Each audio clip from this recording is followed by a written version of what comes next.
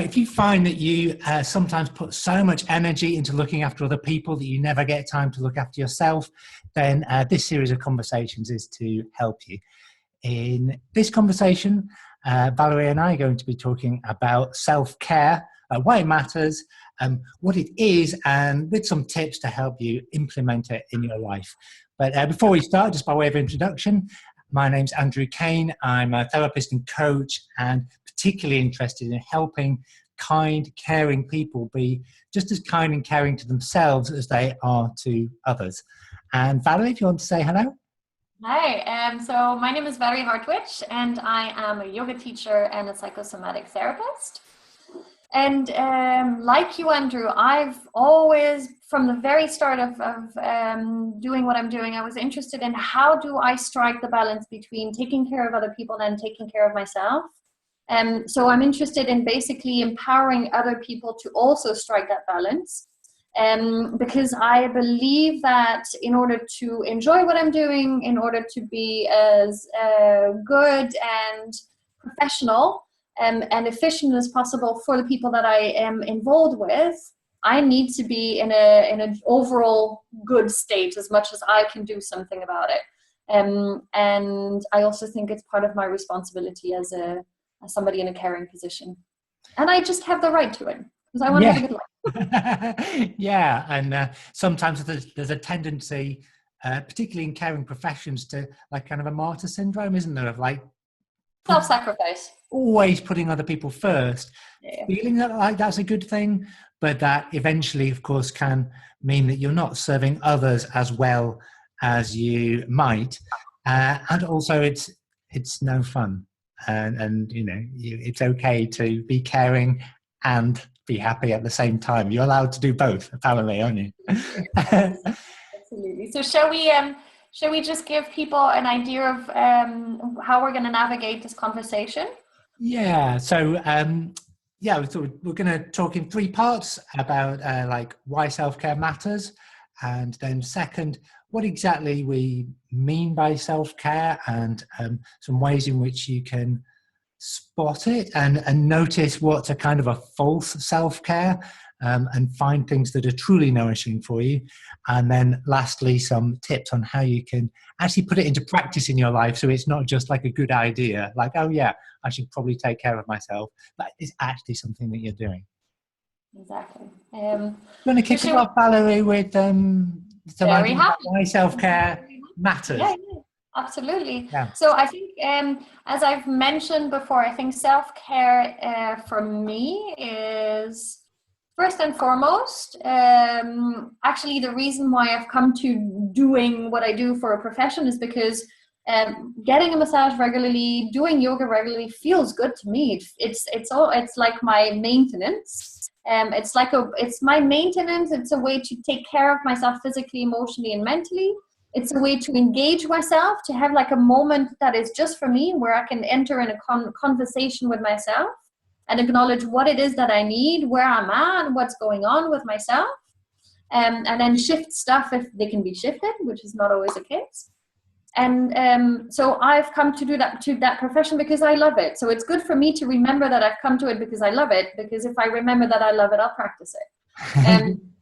You know, and then secondly, it's my responsibility towards the people I engage with. After it's my responsibility towards myself, it is my responsibility to take care of myself so I can be good at what I'm doing.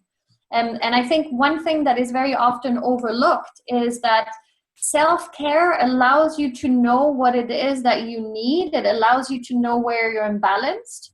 And a simple example, if you are hungry, or if you are tired, your senses are not completely able to be present to the situation. So you might not pick up on certain cues, on certain things that are happening around you or that you're being told. And therefore, the care that you are giving to other people might not be quite as good as it could potentially be. Yeah, one of the tricky things about being in a caring position is you're always looking out. You're always kind of thinking about other people. So it can very easily become a habit to be thinking about others rather than thinking about yourself. Yeah, absolutely. And looking after yourself is part of what puts you in the best position to look after others. You mentioned being hungry and tired, but sometimes that can be emotionally too, can't it? So if you're stressed, then that distorts how you see things. You can't see things. You can't be helping people as they actually are because you've got your own filter on what's going on. Or if you have emotional needs that aren't met, then again it distorts how you would work with clients. So self-care is partly for your own benefit, which is important to acknowledge, but it's also helps you serve others better too. Mm-hmm. I'm just going to insert one thing because I know this is a tendency in me. So my self-care is almost, I'll kind of use a metaphor. It's almost like I'm polishing the glass through which I see the world. Because I might wake up certain mornings and I'm angry. Who knows why. But unless I acknowledge that this is how I'm feeling, and it's likely to be part of the filter through which I see the world, it's going to be very hard for me to take a moment and be like, okay, I'm acting out of la la la. And so it doesn't mean self-care doesn't mean that you have to become perfect, that your anger, your stress might go away. It just means that you're acknowledging it. It means that you're doing what you can in order to take care of it. It's not about being perfect, because that is not self-care.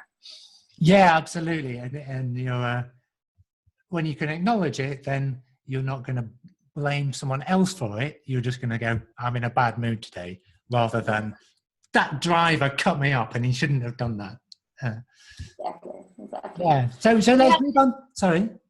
So we have a little word on what exactly we mean by self-care? Yeah, that was exactly what I was going to say. Yes, exactly. We're on the same wavelength. That's good. Yeah. Go ahead, Andrew. So because it's often gets confused, I think, in popular culture with self-indulgence, I think is the big trap. So particularly advertisers, people who want to sell us things, portray self-care as buying stuff from them, mainly, like self-care as having another chocolate bar or having another glass of wine or whatever. And there's nothing necessarily wrong with those things. But for me, I think what guides, but they're not necessarily things that you're glad that you did afterwards. And that's like a guide that I try and use is to remember and think about how I feel after doing something.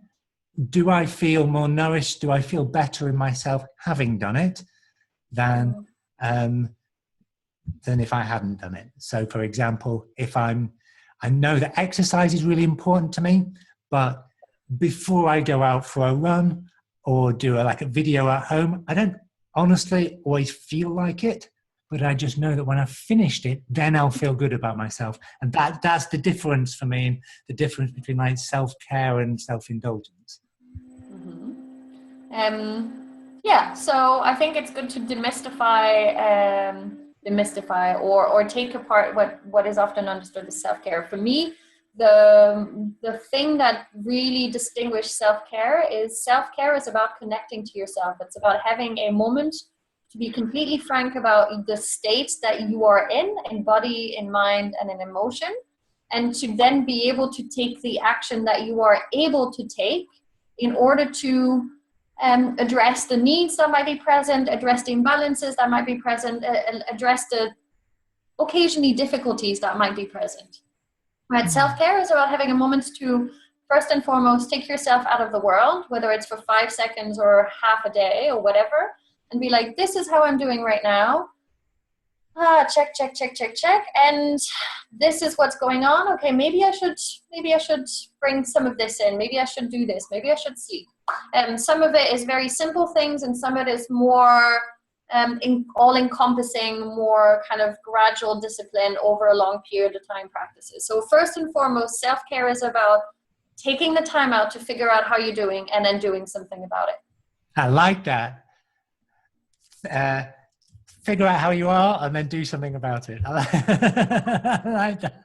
So what would be some examples like from your own life, because it's going to be different for different people, right? But it might be nice to share some of the things that we do, which may or may not be what would be right for anyone listening or watching, but could be. Well, I mean, if we take self-care as, if we take the best basis of self-care as being able to acknowledge how you're doing, the very first thing that I would suggest doing is actually taking a little time out for yourself. And again, it could just be before you step into a position where you are in charge of other people, or where you're taking care of other people. Just have a little moment, be like, how am I actually feeling? You know, how is my body feeling? Am I hungry? Am I tired? Am I emotionally feeling anything? Is something going on in my mind? Yes, no. And then just kind of detect the patterns, detect the sensations. And based on that, know what you might need to do less of, more of, in the time where you're caring for somebody else or other people. Equally, this is great even if you're not going into a caring position.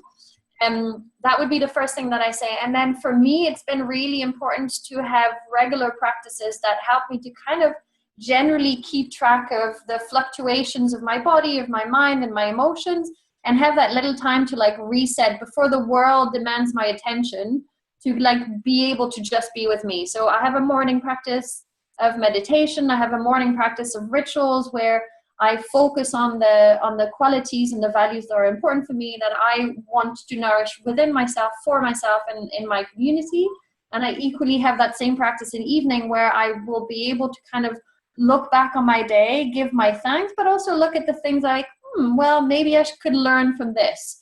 But basically, either side of these things, before my morning practice, until the end of my morning practice, and from the beginning of my evening practice, the world is on pause. It is just for me, and I am after that available for the world. When I'm done with my evening practice, I go to bed. My phone is switched off, and that's it. Yeah, cool. Yeah, I think particularly these days, a cornerstone of self-care is like switching the world off, isn't it? Because there are so many distractions and demands that can come in at any time through our computer, through our mobile phones, and having little moments of quiet time, certainly something that I do. Like I have a proper meditation practice, like in the morning, but also during the day, I just try and have little moments of just a few minutes where nothing's happening. And it's in those quieter times that I can hear myself better. I can notice how I'm feeling, what I need, what I've been missing. And it's amazing. Like sometimes just then I'll suddenly realize how I'm feeling that I hadn't noticed for the previous hour. Or I'll go, I'm really thirsty. And then I'll go, oh yes, I should probably drink some water or something like that. Like that quiet time is what allows us to be self-aware. Absolutely. And that means, for me, it means taking control of input. So like switching off my phone, like you say, like in the evening, go, right, that's it. No more distractions now. Not being at the mercy of constant things pinging. That's not necessary. It's really not necessary. One way and then the other.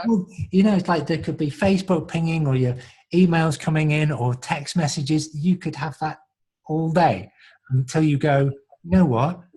I'm going to create some time here where nothing's going to distract me. And that's when you can check in with yourself, isn't it? Mm-hmm. I think for me, the other, what I'd add to what you were saying as well, is like taking time to like meet friends and be stimulated and get new input is something I notice. So like yesterday, I've been at home quite a lot, often work from home, and not been really getting a lot of fresh stimulation, shall I say, from the outside world. So I thought I could just notice myself feeling a bit dusty. You know what I mean? Like,